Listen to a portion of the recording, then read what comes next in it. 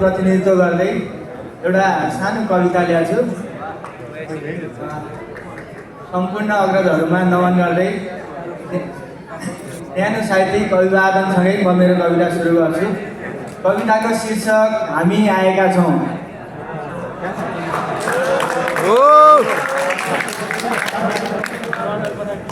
शीर्षक हामी आएका छौँ। हामी आयौँ, स्वागत पायौँ, त्यसैले त हर्ष छ। थापाथली पाइला चाल्यौँ, त्यसैले त गर्व छ। हामी आयौँ, नयाँ पुस्ता बनेका छौँ यो क्याम्पसमा, मानव मर्यादामा रही चङ्गाको आशामा। भविष्यको सुनिश्चितता बनाउन त्यो धरोहर, गाउँ र बस्ती त्यो छोडी हामी यो सहर। हामी बचाउने गाउँका थापिएका पिल्लर, आशा बोकेर निष्पक्षतामा जुटेर।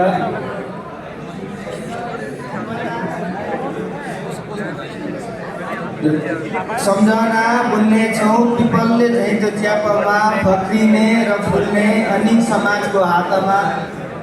जगाउने या मार्ने नौजवान जोस साथमा, आशा भरोसा छ अझ समाजको माथमा।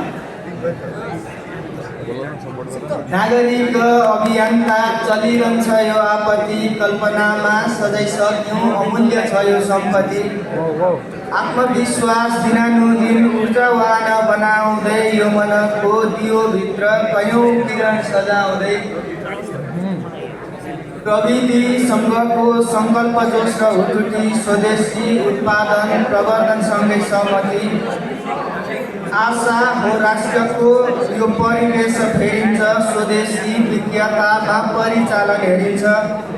यो चित्रण हेरिरहेछौँ, सके भूगोल फेरिरहेछौँ, कर्म गर्छौँ नवीनता सपनीमा हेरिरहेछौँ। हामी आयौँ, स्वागत पायौँ, त्यसैले त हर्ष छ। थापाथली पाइला चाल्यौँ, त्यसैले त गर्व छ। धन्यवाद।